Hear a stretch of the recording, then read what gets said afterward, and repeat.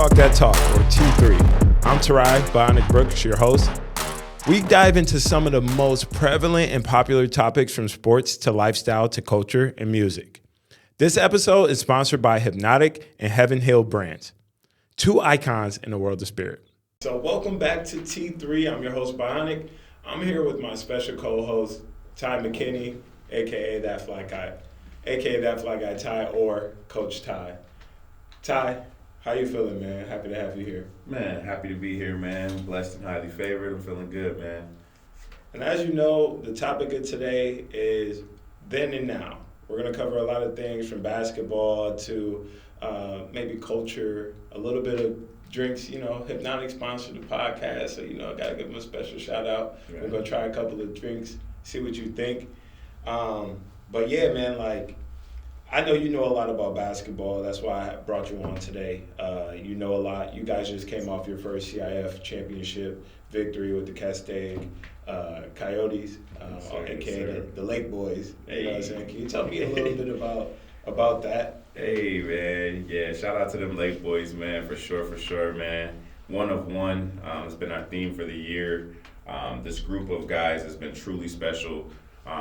We've been at it since August of last year, man, getting it in throughout the summer, camps, trainings, individual trainings, all types of stuff, man, and just kind of sticking the course with these boys and, no recruiting, no bringing guys in, just the homegrown guys that were there at this school that has only been there for 5 years. Wow. School's only 5 years old, so 5 years old. Yeah, been on the grind with them boys, man, and it came full circle after not winning one single league game, man, not even one.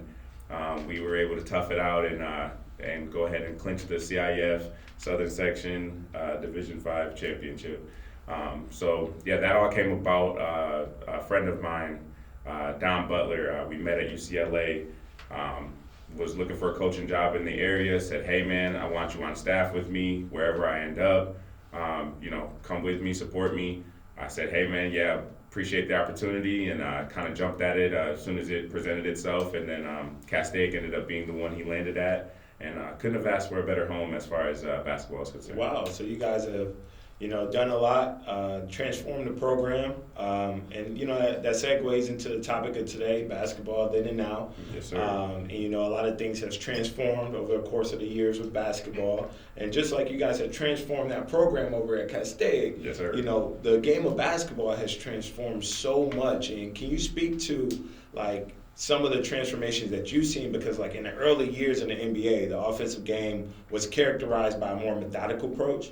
And then with teams, they were heavily relying on mid-range jumpers, post-up game. And then you fast forward to today, and we see a revolution of offensive strategies, with the emphasis on the three-point shooting, spacing, and pace. And the game has become more dynamic, with players stretching the floor and exploiting mismatches like never before. Okay. Have you seen that in the high school space? And what has that been like for you? Oh yeah, absolutely. I think I've seen it in basketball all around.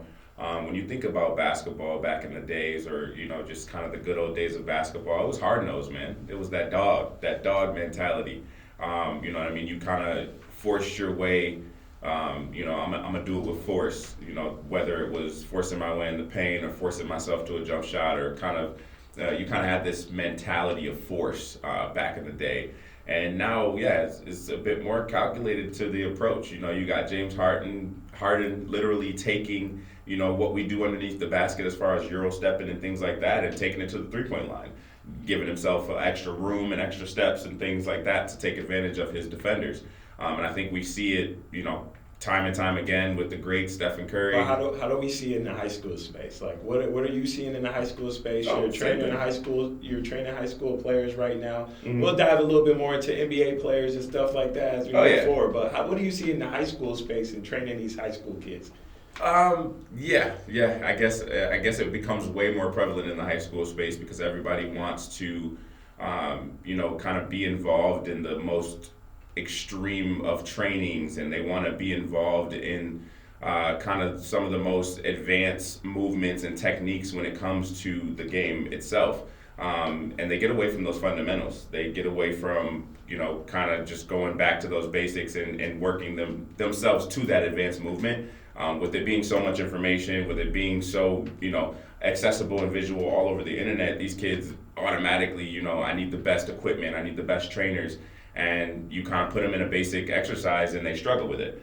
So yeah, in the high school space, it's very prevalent that that the advancement of the game and all the components that go with it that we're watching these NBA players exploit and kind of dive into scientifically. These high schoolers don't understand the full scope of everything going on. So I think they just want to kind of jump into it. They don't really understand how Stephen Curry became that great of a shooter. They just know he is and he can shoot from range. So that's what I'm going to try. Yeah, I mean, in the early 1960s and 70s, the average NBA team attempted less than 5 3-pointers per game. Today, we see teams averaging up to 30 attempts per game. Jeez. Like, that's a huge change in how the game is being played. And then the league-wide three-point percentage, back in the day, early 80s, probably closer to 30%. Now, it's around 35%. So, it's progressed over year. It's increased in recent seasons. And then, like you mentioned, players like Stephen Curry and James Harden have revolutionized the game and with their ability to shoot from long range, their ability to manipulate, their footwork and kind of how they manipulate the ball with the float, the swing steps, stuff like that. And they do it from perimeter. Oh, yeah. But I have a couple more questions for you. Like, how do you think the emphasis on three-point shooting has changed the way teams approach the NBA game and the three-point line today? I think it's changed everything. I mean, you got to start extending your defenses out, which is causing, your big man who isn't really fleet of foot to have to now guard on the perimeter.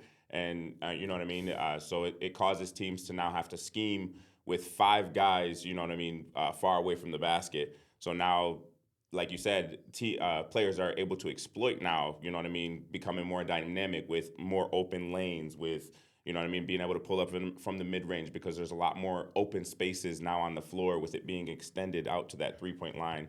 And you see some of the bigs knocking it down as well.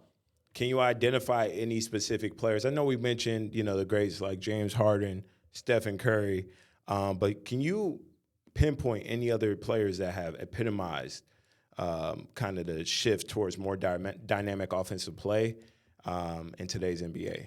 Oh, absolutely, man. You got guys like Dame extending the range way out, becoming a normal thing to shoot from the logo. Yeah. Trae Young following in that same kind of footsteps. You got super explosive guys like Ja Morant who are able to take advantage of the open paint. 100%. Anthony Edwards, again, Zion Williamson, they're all able to take advantage of those launching pads and those open, paint open areas. Space. Oh, yeah. Yeah, so they're taking advantage of the open space because of what the three-pointer has done in today's NBA. Oh, yeah. Also, guys like Luka Doncic. Oh, yeah. That's another big name. Some of these European players are now able to really thrive in today's game. Yeah. And early on, we seen back in the day, European players had a tough time. European players used to have a tough go at being able to get into the league, stay in the league, and actually, be dominant. Oh, yeah. And they were all agile, too. Most of those European players you speak of, they, Peja, they could move. They could get to those mid-range spots. They could get to the rim. Manu, you see guys like Luka and Joker just using their footwork and using their, what they know about missteps and hip angles and shoulder placements to really take advantage of guys. And what role do you think coaching strategies have played in the evolution of offensive gameplay? I believe it's become a lot more prevalent. I believe coaching now, it starts to become something that you're able to visually see over the course of games now. You have to be able to plan and strategize against the other coach and the schemes that they're running.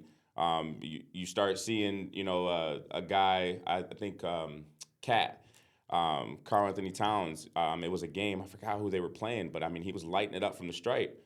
And, coach is constantly looking at the scoreboard and he's looking at his schemes and he's seeing, hey, these 3-point shots aren't really hurting us. You know what I mean? Let them keep taking it. Let them keep it. If that's how they want to try and beat us. And we noticed later in that game, as the game progresses, everybody else on the team is out of rhythm.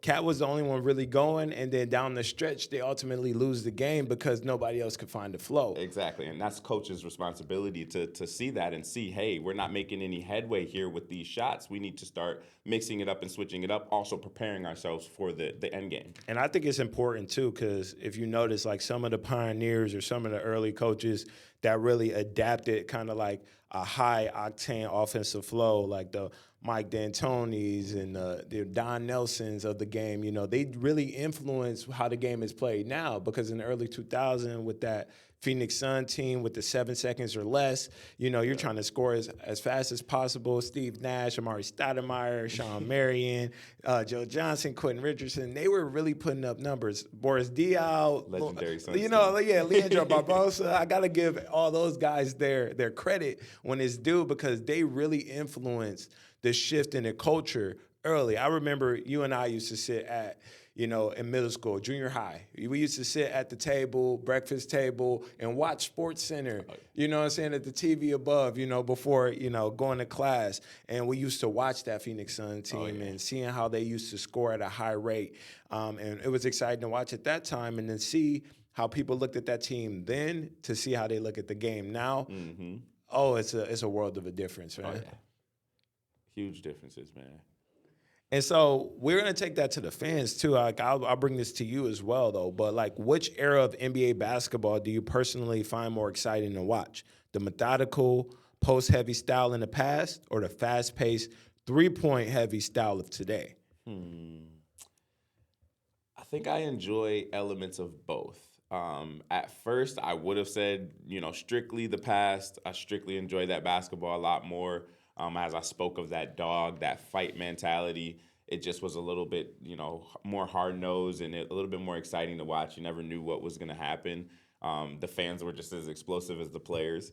And then, nowadays, it's very interesting to watch the schemes play out. It's very interesting to watch, how some of these teams are able to take advantage of other teams, their disadvantages, whether it's a big disadvantage, whether they're not fleet or foot, so we're going to pull them out to the three-point line. Whether it's a mismatch that we can exploit all game, we can get this guy to cover a guy that anybody can go at. So it's very interesting to watch the schemes play out in today's game. Yeah, it is really interesting to see, like, in real time how people are playing defense because of how people are playing offense. You look at guys like Anthony Davis. He's a phenomenal rim protector, but teams are bringing him outside of the paint to guard more of those players. He's great at that, but it puts the Lakers at a disadvantage when he's not protecting the rim because nobody else is there. That's just one example. But do you think the emphasis on three-point shooting has had a positive or negative effect on basketball? A lot more points are going up on the scoreboard, which, I guess from a fan's perspective, we always want to see the score get ran up. I'd say it as man.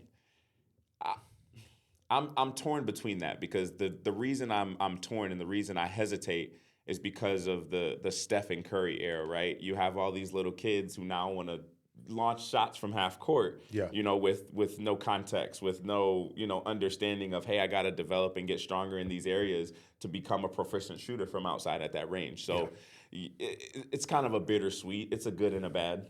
Yeah, and I agree with you wholeheartedly, because I don't think necessarily it has a negative. I don't think it has a negative effect on the game, but I definitely do feel like we need to find a bridge between the two. Because, yes, putting up a lot of points is amazing, but I think that's just for the casual fan.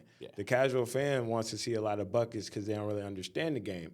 But when you've played the game at a high level, when you've coached it at a high level like yourself, you really want to see guys sit down on defense. You want to see defense be played. You want to see a competitive game, not necessarily letting anybody do anything.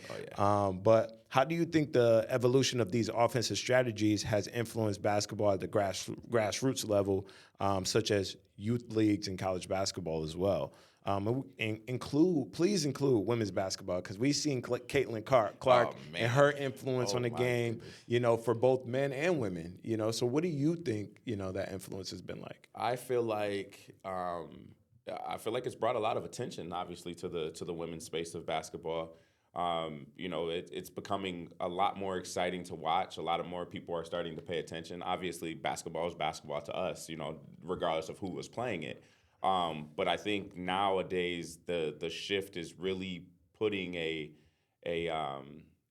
and really giving them an opportunity to shine in a lot of different spaces in a lot of different areas. We speak about offense, but I feel like defense has really suffered because of this. I feel like the passion and the the grit and the want to really buckle down and strap up and play defense is starting to really suffer because I'm starting to see a lot of kids who they don't take as much pride in the defensive end as everything else. Yeah, and personally, I think that the game has a lot more advantages for the offensive players, and that's kind of why we see things like that, and we see a lot of clips online and the internet, the YouTube, the Instagram. I got a lot of homies that operate in that space, myself as well included, and you don't want to be on the other end of a clip nowadays, and now it's all up to it's all up for the offense. The offense is controlling the game of basketball. It's not even defensive highlights anymore. Let me ask you something, but being a defensive powerhouse yourself, speaking of winding up on the other end of clips, how does it make you feel seeing the game and seeing these kids defensively? I'd love to dive into that a little bit later.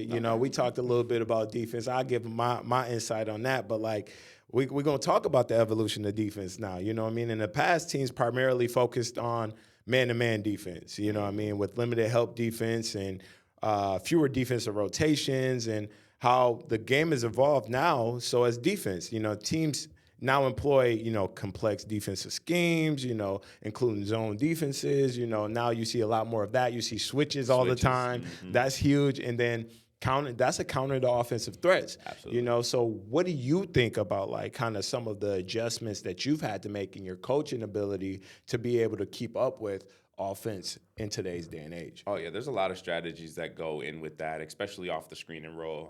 Especially with how kids are shooting the ball nowadays. They're quick with it. They're creating a lot of space. They're doing a lot of different things off of screens and off of a lot of different movements. So I feel like, planning defenses and planning schemes, when to switch, when not to switch, when to jump the screen, when not to jump the screen, these all play a hand in who we're playing and who's their shooter, and are they fast? Are they good at creating space? Are they able to get downhill as well? I think there's a lot of things that go into game planning defensively against shooting threats. And I think that that's interesting too, because, high school basketball is a little bit different than a professional game. The shot clock was introduced in 1954, and it forced teams to play faster. Mm-hmm. Do you think that that's something that they maybe should adopt into the high school game, a shot clock, to force teams to play a little bit quicker? I feel like they all should have it. I know from state to state this varies whether or not you have a shot clock or you're playing with one. But I personally think that it's a good thing. I think that giving teams an allotted time, to scheme or to figure something out, I think it makes the game a lot more fun on both ends of the floor. Defensively, hey, we got to get a stop, 35 seconds. Offensively, hey, we got to figure out a way to score 35 seconds. Yeah, and then the elimination of hand checking in the early 2000s made it more difficult for defenders to impede offensive players' progress, leading to a shift towards more perimeter-oriented defense. And then advanced analytics as well have played a significant role in modern defensive strategies, with team focusing on statistics like defense and defensive rating, opponent field goal percentage to inform their game plan. So how do you think the introduction of zone defenses has changed the way we approach defense in modern basketball and NBA and stuff included? It plays a big part, man. Because number one, you could be shot out of a zone. You know what I mean? A guy could literally take as many deep shots as he wants, Damian Lillard, and you're going to have to do something else. Yeah, a box and one. But you're going to do a box and one zone, exactly, though. Exactly. That's where the schemes like box and one come in. It's like, okay, I have to run this guy off the line. I can't just let him stand out there and shoot the ball. However, I still need these other pieces to be in play. We spoke about Anthony Davis, pulling him out to the three-point line. a way to get him in the position you want him in is to and keep run a him box there. of one. Exactly. We'll keep him there. We'll run any switches or anything that happens down here on the bottom. We'll leave him here on the bottom. So now you still have to deal with him in the paint. Yeah, that's a great point. And can you pinpoint any specific like rule changes on the defensive end that have influenced basketball in today's day and age? I think the hand checking one was the biggest one for Yeah, me. it's a huge That one, one was huge. Yeah. You know, you see it so much in the high school game with the lack of, defensive pride. A lot of these kids, they can't really move laterally. And so what they try to do is they'll extend their arms out, you know what I mean? Trying to slow guys down, trying to impede them, trying to change their direction, trying to do any of that. I think that's been one of the biggest rules. And then in high school basketball, the foul change from the 1-and-1 to the 5 fouls and it's double bonus. So that's been a big change. I don't think it affected the game too much. It did slow it down a lot, but I think it's going to start to change the strategies, a little bit further on down the line. Yeah, one rule I think about, I'm not sure when they changed the rule or implemented it, but the defensive 3 seconds, that's a huge rule, that they added that to everything and really, clogged up the lane, or opened up the lane a little bit more and created more space. And I think that if they took that away, allow guys for like Anthony Davis or Victor Wembanyama to just sit there, or Rudy Gobert to just sit there in the paint. That wouldn't be so fun. That wouldn't be so fun. It would change how they would have to play the game as well. Do you think that was a rule change implemented for the betterment of the game or for entertainment value? Yeah, I definitely think that was for entertainment value. They wanted to see, their best players get to the rim and, show off and get some highlights and be able to score a little bit more efficiently. But now I think that they should even out the playing field a little bit more and give the defense a little bit more of an advantage to keep up with how much space or where players are shooting from nowadays with the Stephen Currys and Trae Young's, Damian Lillard's, the Caitlin Clarks, and all these things. So if you have someone like that who can dominate from so far, but if you also have somebody on the defense man who can dominate on the inside, you got to let him get his. You got to let him eat too. Yeah, you got to let him eat. And then in your opinion, what teams or coaches have been most successful implementing modern defensive schemes? Like, are there any coaches that you watch that, you're like, hey, I would like to implement some of their defensive models and their schemes and how they approach the game from the defensive end? I love watching Kerr as a coach, man. I don't know why I don't. That's interesting because not many people would say like, "Hey, Steve Kerr is my go-to defensive coach." I'm just what they're able to accomplish. Obviously they have huge pieces in Draymond Green and Come things on like now. that. Let's talk about that though pieces. real quick. Draymond Green might be the coach actually on the defensive end. He might be the reason why some of those schemes are so successful. Absolutely. Having a player coach like Draymond in your ear and be able to tell you, hey, while I'm on the floor, this is what I'm seeing. This is what we can take advantage He's a of. Huge defensive anchor. Oh yeah, and so Steve Kerr being willing to hear that and implement that into a lot of his schemes. I think it's huge. It's huge. It comes up big for them. A lot of the times we don't talk about Stephen Curry's defensive greatness. He is a great defender. I think Stephen Curry had probably one of the only blocks in the All-Star game this year. Like, I was there live. I was watching it. And Stephen Curry is actually up there playing defense. Defense in the All-Star game. He gets steals. I think that people don't necessarily give him that because he's not necessarily known for that, and his coach or his team isn't relying so much for him on the defensive end, and they want him to be great offensively. So I think that is an underrated aspect of his game as well. But for me, I think about some defensive coaches like Doc Rivers, what he's been able to do on both ends for the Milwaukee Bucks recently has been huge because some of their defensive schemes were, allowing Giannis and Brook Lopez to get away from the paint and the basket and stuff like that just because they were doing a lot of switching. Yeah, they were being exploited defensively a lot. Exactly. And it was only because of that. And I think Doc Rivers is getting that team back to their roots and keeping guys like that around the rim so that they can make a huge impact. But Doc Rivers has always been known to be a little bit more of a defensive-minded coach. You think about those Boston Celtics teams and stuff like that. Any other coaches come to mind for you? Defensively, in the league right now that are making real good adjustments. None that I can think of that really that stand out like a sore thumb. It was really the Warriors. I think it's a real underrated part of their game for sure. Yeah, and I want to bring this question to the viewers. I also want to bring this question to one of our producers behind the camera right now, Kaven. Is there any defensive innovations that we think that can be successful in basketball from other sports? Has it been done? I'm not sure. Like, do you think that there can be anything successful from other sports? Absolutely. I mean, you have, I think any game with formations, hockey, soccer, rugby, a page can be taken out of all their books in terms of scheming football, even, you know what I mean, between how you set certain bodies up or how you align certain things to enable you to get certain things, right? I can think of late game situations or end of quarter situations to where I literally, draw up a scheme, a football play to where I need to get the ball here, you know what I mean, in order for us to take a decent shot or in order for us to, get it to the paint and get a foul. So yeah, I think that any game with formations can be beneficial in the game of basketball. What about you, Kevin? What do you think? You got any ideas? I think you could take a lot from basketball and apply it to other sports.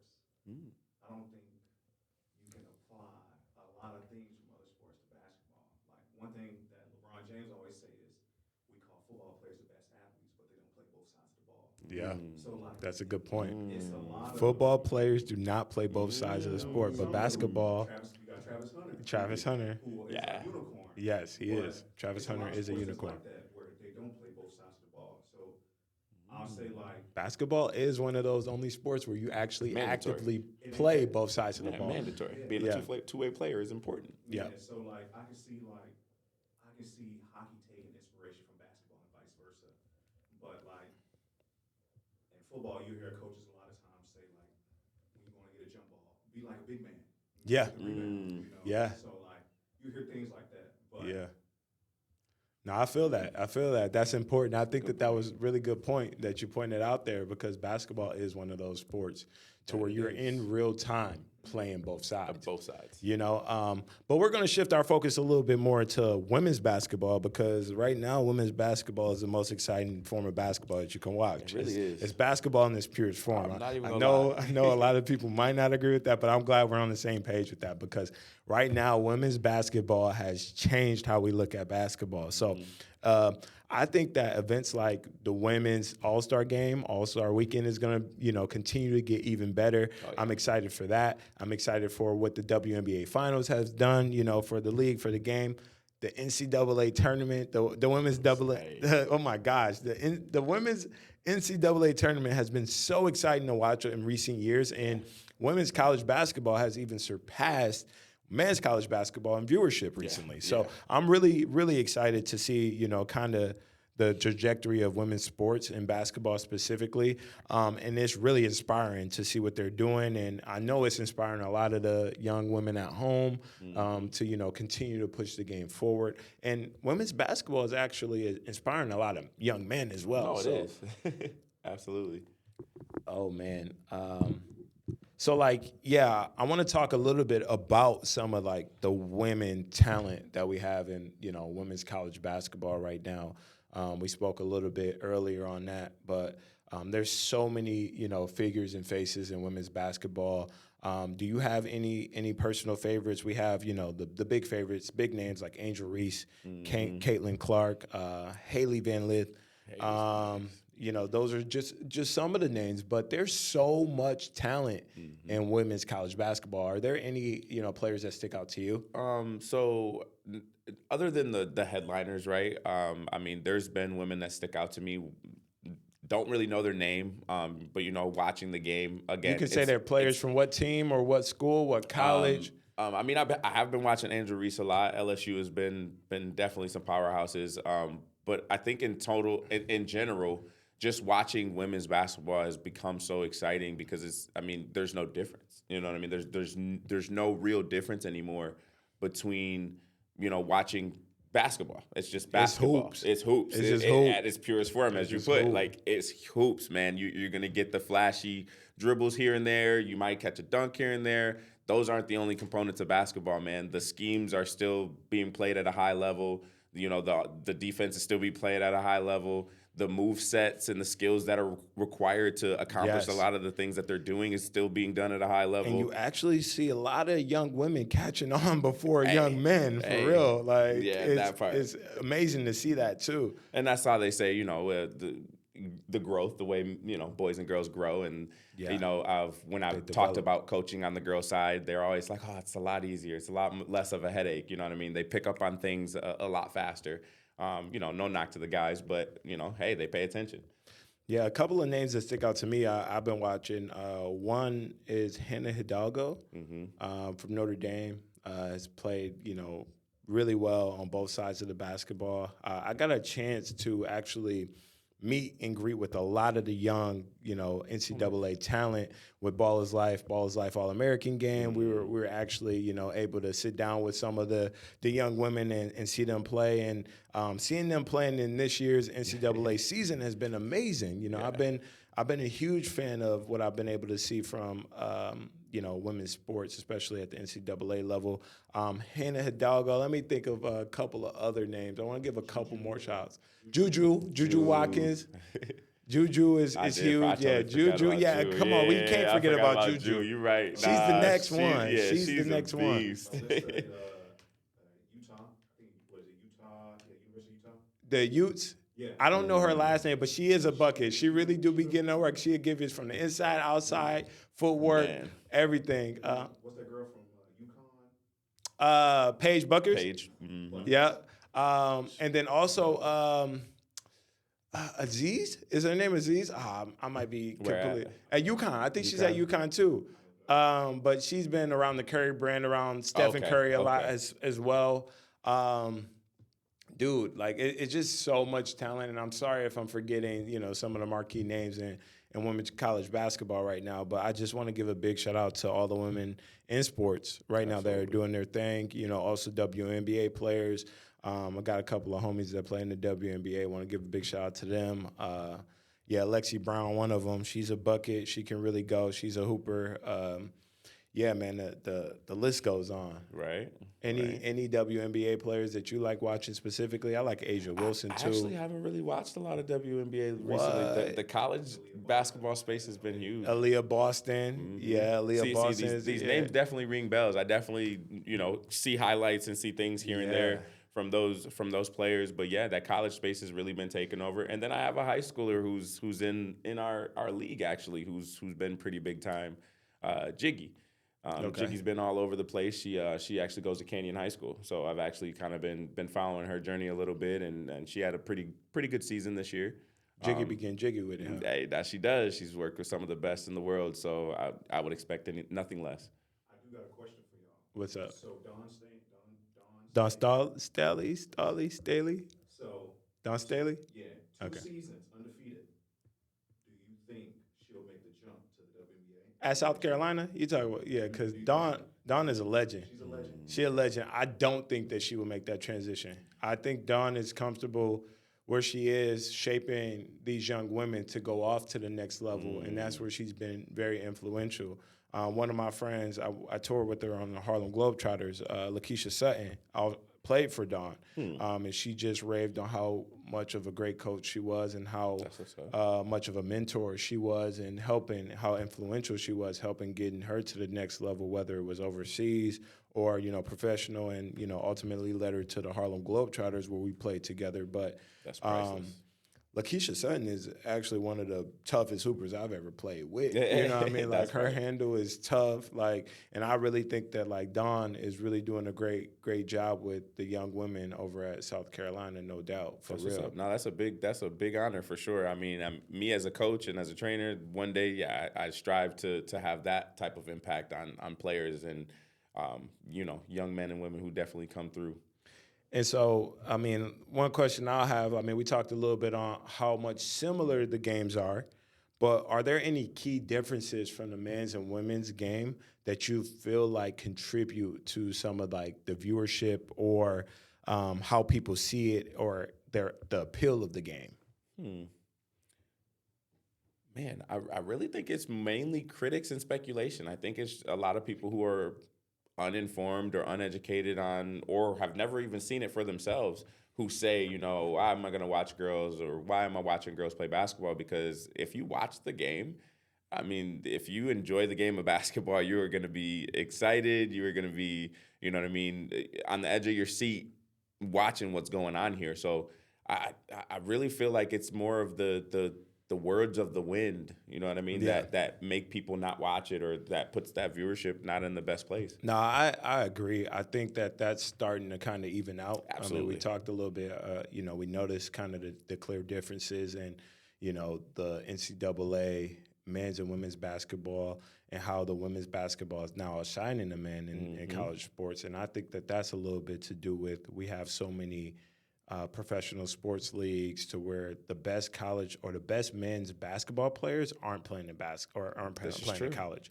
The best women's basketball players are playing in college right now. Yeah. You know what I mean? And that's where I think the clear difference is right now in the college ranks. And then when we talk about the game specifically, I know one thing that sticks out to a lot of people is the lack of dunking. And a lot of people have something to say about that, but I've seen in recent years, a lot of these young women are actually coming up. They got bounced, they dunking. There's a young girl out of Canada. I can't quite remember her name right now, but I think she's a commit to Duke next year. High schooler. She's a high schooler. Should be going to Duke next year. She can actually dunk the basketball really well, and she's actually a really good basketball player and not just a dunker. And I don't like the whole narrative to, if we lowered the rim, then women's basketball would be so much more exciting. No. Women athletes, female athletes are getting even more athletic as the days and the years progress, and they're just learning how to tap into that athletic potential even more. So dumbing their game down and watering their game down, that makes no sense to me. And all those people out there that think that that's the solution to women's sports, please go get educated and please get help, because that's not it. Everybody here is fighting for equality, and I think everybody on this earth is capable of doing the same things. Absolutely. I don't think that was a part of the game, obviously, for women, back in the day. They weren't striving to be the highest jumpers or anything unless you were a volleyball player. Yeah, no kidding. And before we wrap up, I wanted to dive into some of the unforgettable viral moments, like we have that define the games and capture the world attention. You talked a little bit to me about kind of my role in this space, where I stand in this space, my ability to be able to play, and how I'm seen in this space. I'll let you get back into that. But also, I'll love to dive into all of the videos, all of the faces and figures and platforms that have now come up now to be able to host and showcase some of these viral moments like Ball is Life, Overtime, Bleacher Report, House of Highlights. Even the NBA is actually getting around to that. If y'all haven't done so, make sure y'all download the NBA app right now. We got a lot of good content on there. You might even see your boy Bionic on there.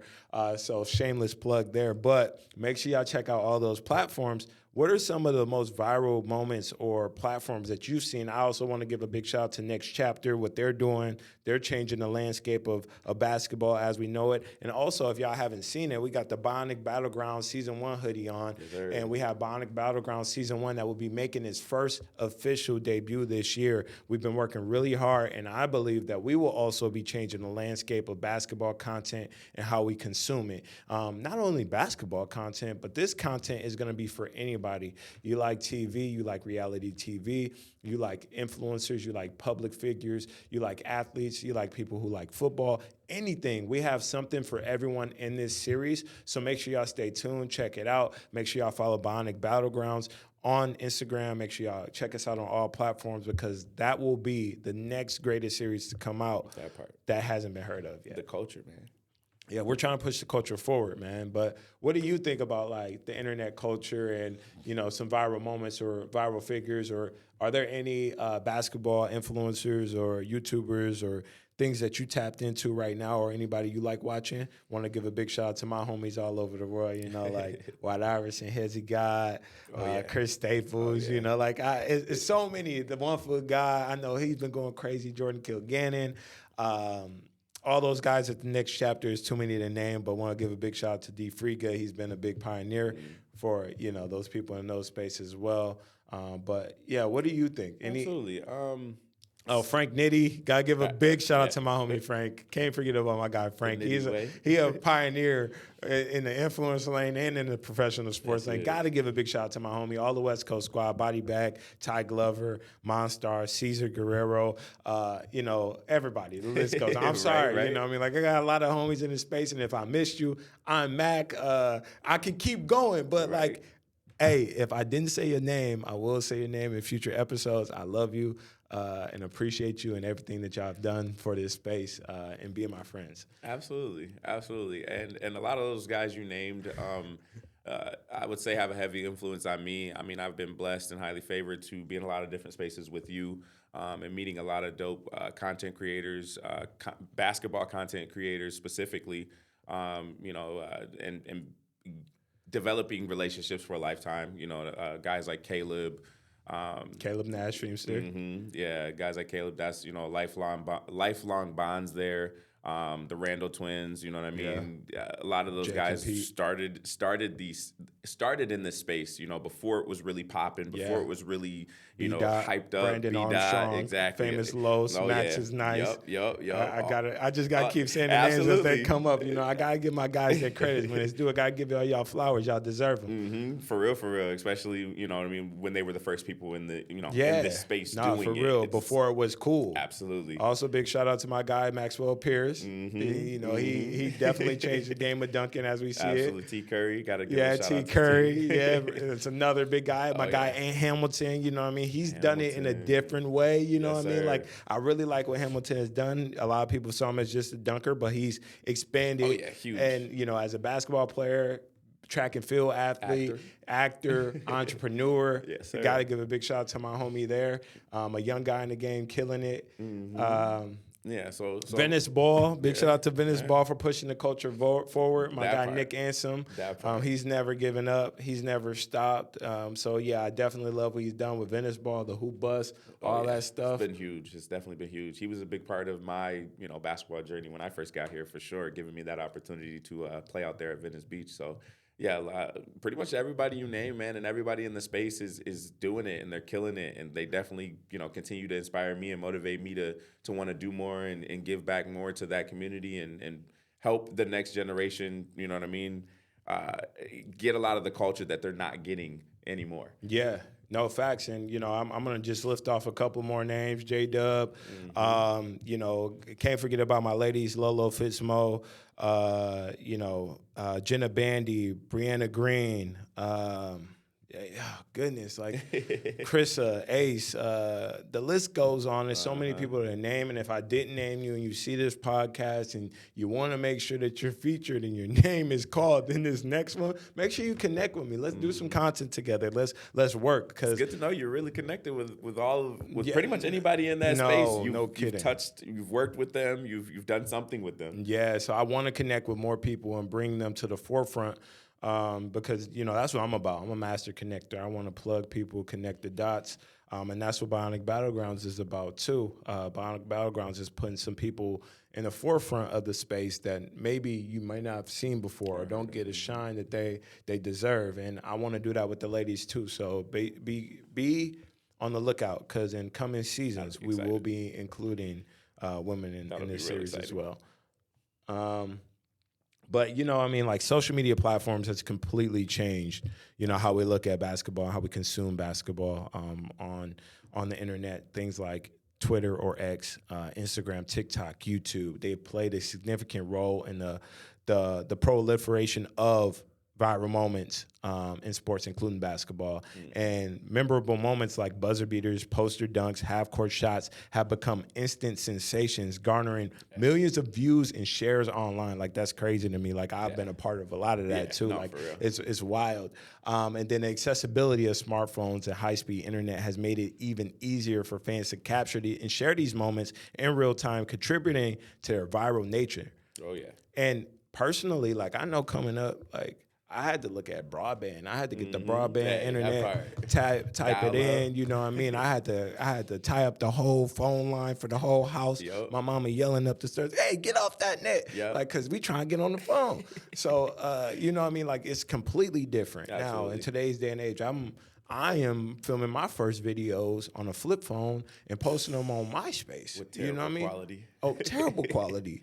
That's where my first video was posted. You know what I mean? And I had to work really hard to be able to get that uploaded, but that really started my journey. And now in today's day and age, kids have access to this at their fingertips. They're getting iPads at 5, you know, and phones at 6, you know what I mean? And like, now they can watch trainers from anywhere. No, seriously. They can learn the game from anywhere.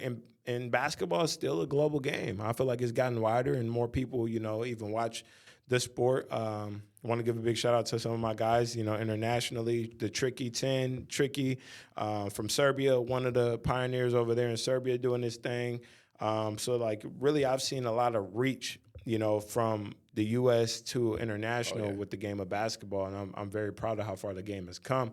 But we still got a lot of work to do. Yeah, it's huge. I think they're real hungry overseas, especially. I got a lot of coaches who get on me all the time. Hey, come over, you know, to Egypt, come over to Africa. They're dying to you know, get involved, to get some instruction, to really, you know, try and take this game somewhere.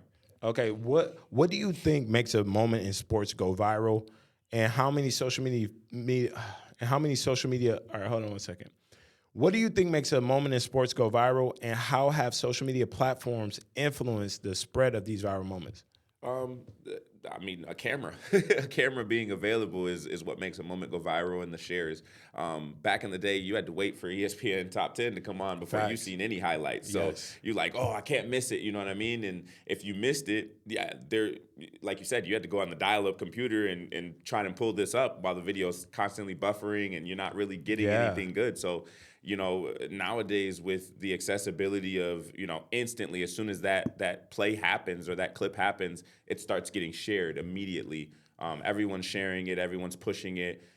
So, you know, the right hashtag, the right person sharing it, the right person, you know, doing anything can pretty much make anything go viral with the way the internet works today. And if you're out there, you're a person posting your stuff on social media, share it to more people. Send it to their DMs. Make sure they can get their eyes on it. But that's huge to, like, realize that back in the day for me, Slam Magazine was like the Bible. Yeah. You know what I mean? You couldn't get basketball culture until you got the Slam Magazine. You know what I'm saying? What's hot? Who wearing what? What's going on? Yep. You know what I'm saying? And then, you know, now in recent years or early 2000, things like Baller's Life came up, Hoop Mixtape. You've seen a lot of mixtapes from guys. Remember Hoop Mixtape? Yeah, you're getting a lot more connected instantly to what's going on. And that's where Baller's Life really took over. Baller's Life really had covered a lot of high school sports and basketball all over. So, you know, I was a part of it without being there. Yeah, and I was blessed, you know, to be able to make the connection with Ball's Life and be on the platform and, you know, push the culture forward and create their first form of original content. Right. You know, with my guys, you know, my guys on the West Coast squad, my guys on the East Coast squad, we really changed how we looked at internet basketball, honestly. And now we got people coming up making leagues to get guys paid to be playing on the internet. Man. See? Creating jobs. Can you recall any viral moments from recent years that you believe will have a lasting impact in the sport of basketball? That's the segue, you know Absolutely. what I mean? Like, absolutely. And I mean the one that sticks out to me, I mean there's so many, trust me, but the one that sticks out to me is Dame time. I mean is Dame time.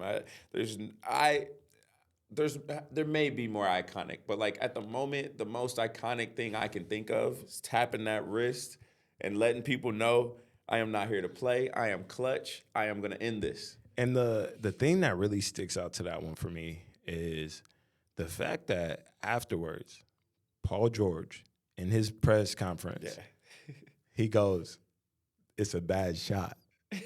And since then, Damian Lillard has showed It's a normal shot. that is my shot. It's my shot. I right. do this. You know what I mean? Like, that is real viral, though. Like, that's when I feel seriously. like everybody was like, yeah, Stephen Curry was doing it, but I think that woke up everyone to like, no, that's not a bad shot. If you can shoot it, but you have to work on it. Yeah. You know, you have to be prepared to be able to take a shot like that. Absolutely. Consistently, with confidence. Yeah. What's your favorite viral moment? I think you really asked it, but I'm going to ask the audience, what's your favorite viral moment in sports? It could be professional sports. It could be, you know, here. It could be then. It could be later. It could be now. Whenever.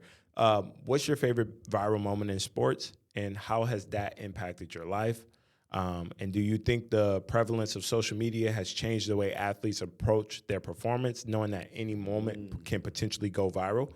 And then, are there any non-basketball related viral moments that you believe have a significant influence on the sport or its culture? So, I mean, you can answer any of that, but I'm taking that to you guys as fans. Make sure y'all drop a comment. Let us know what you think about those questions below, because I would love to hear your insight and your advice on, you know, how this stuff has impacted culture, sports, in your life. Yeah, no, that last question, I'm going to need to know the answers to that. I want Yeah. to hear some of those answers. No, for I sure. can't wait. That's very interesting.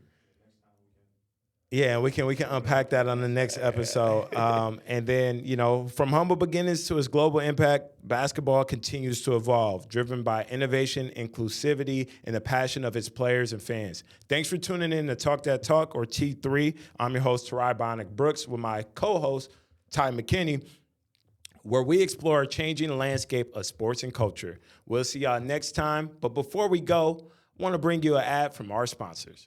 One of the main players in culture since 2001, the incredible combination of Hypnotic and Cognac was an unforgettable cocktail play. If you know, you know. A new shade of green is on the court. Every season is Hypnotic and Tequila season. Hypnotic is in the cup, blue and ready for the play, and boom, on your tequila with a smooth assist. Hypnotic and Tequila make an amazing team. It's green and good. The playmaking splash, and here's the land.